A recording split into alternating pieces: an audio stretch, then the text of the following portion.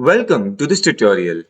In this video, I am going to demonstrate on how to fill in the educational details within the complete profile section of an employee in the employee directory in KEBS. Once the user has navigated to the employee directory, he or she can click on the complete profile option for any profile. And from the details that is displayed, the user can click on the education details and the corresponding fields are displayed.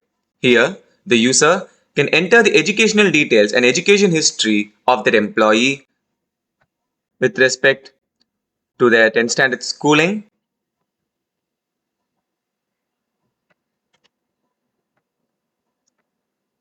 their higher secondary schooling,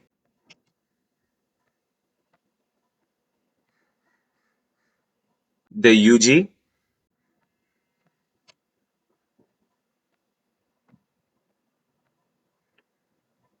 and their PG.